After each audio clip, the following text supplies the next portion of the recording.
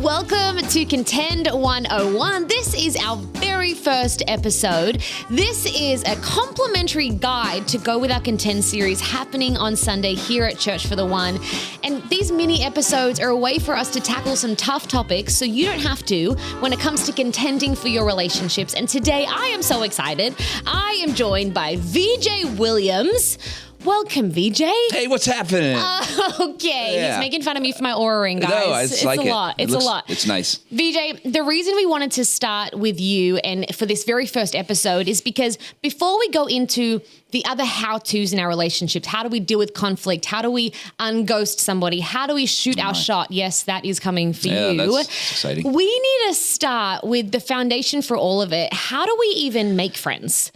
This is something that you and I have talked about many times, whether or not it's come with jabs and jokes about me not having any friends. It's fine. I'm seeing a counselor about it. Everything's totally fine. But really, we can tend to, as humans sometimes, either isolate ourselves or want to blame somebody else for our lack of community. Have you ever found that in your own life, in other people, and what do we do about it? Oh, absolutely. I mean, for most of my life, until I was 39 years old, without a relationship with Jesus, most of my life I found it very difficult because I didn't know the purpose of it. Mm-hmm. Was I trying to just get someone to do what I like? Was I just trying to find someone in my life that just kind of agreed with me? Yeah. You know what I mean? Was I just trying to advance my own agenda, not really care about other people?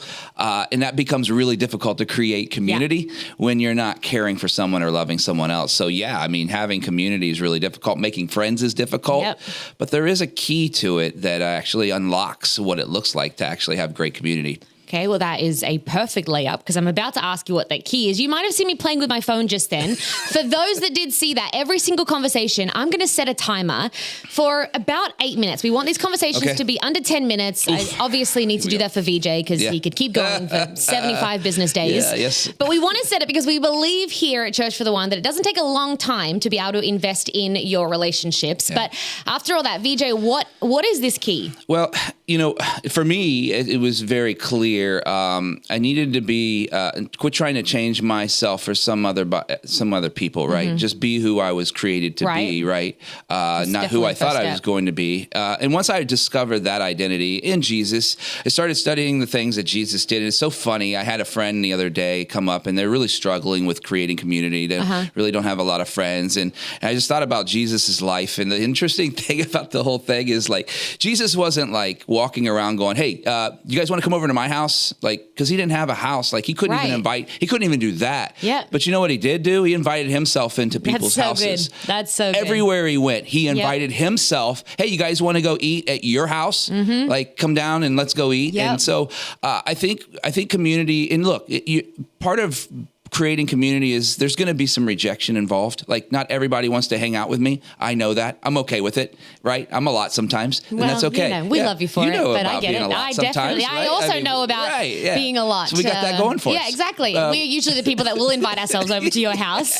We're not usually the problem in this situation. Exactly. But Jesus did this, and the cool part about it is I've seen so many people that come to church that are afraid to go and say, "Hey, man, would you like to get some coffee? I'd like to get to know you." Great. And I still don't know. I'm sure someone has said no, but I'm pretty sure that 95% of the time someone's going to say, "Yeah, sure, let's get coffee." Yep. And that is the start. We're not trying to have lifelong friends right out of the the go, right? The goal isn't that. And we don't want to, right? No. You don't want to skip that process. I think sometimes what we can find is people trying to skip the process, to skip getting to know your last name and go straight to being best buds. You know what I mean? And it's like there is a process to everything, but you've got to start somewhere. Yes. And if we don't start with grabbing a cup of coffee or walking around at Lake Hollingsworth or whatever it is for you, you'll never get to that place of that person that you can call at 2 a.m. when you need someone to pray for you.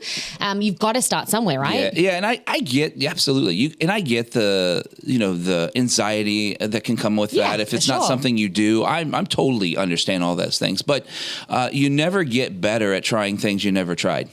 And so right there. Like That's you've got to go and just start, like in the first coffee may go awful. Yeah. It might just be like you stared at each other like this for like how much time we have left in this? Yeah. Like 4 minutes.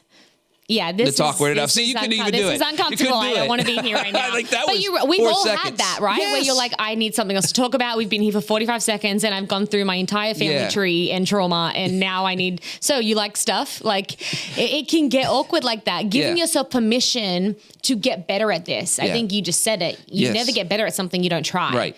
And that when it comes to friendships, comes to community, comes to finding ways to connect with people, it's also a muscle, and you've got to build it up. I mean, you've got to give it a shot. The other part of it too is as you're going through the process and you're learning how to have those conversations and be more bold in the invite to invite someone, because that's where it all starts. It's then also recognizing, why are you there anyway, right? You actually want to have community, so you need to learn how to care, right? That's not an actual a flex, a muscle that people flex all the time. Is like actually caring, right? They're always trying to get something out of.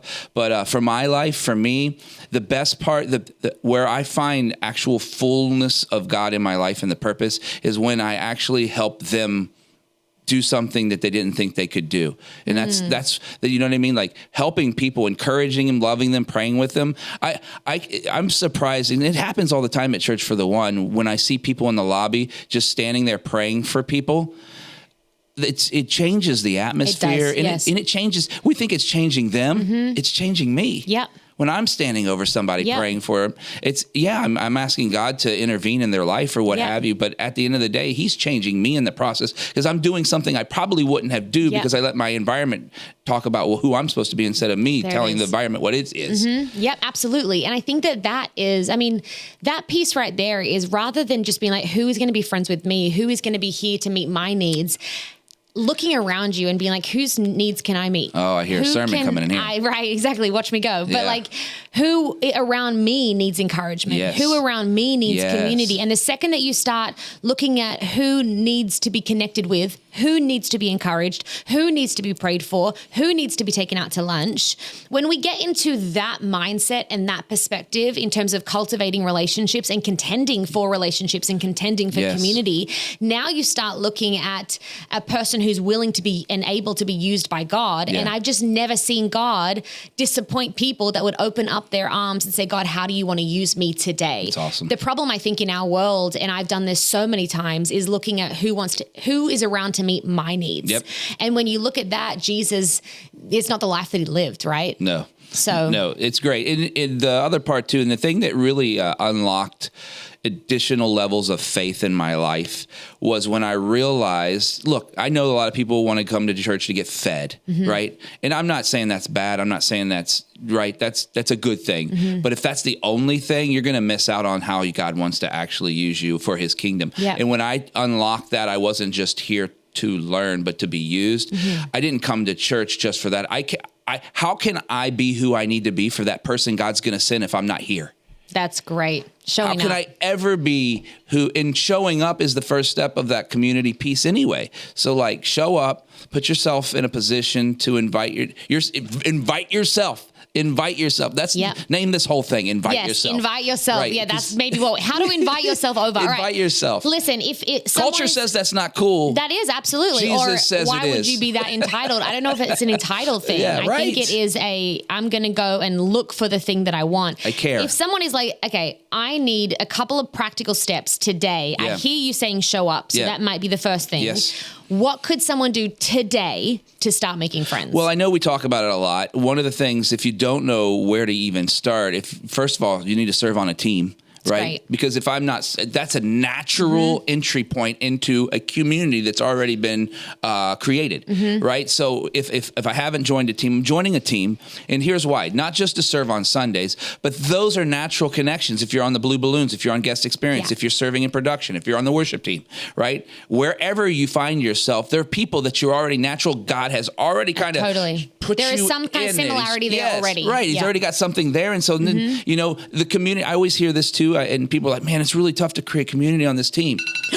Oh, there's our timer, VJ. It's about ready to go. Finish your thought. Finish your thought. How do I create community? Yeah. You create it. Yeah. Invite yourself. I love it. So good. Thank you so much, VJ Williams.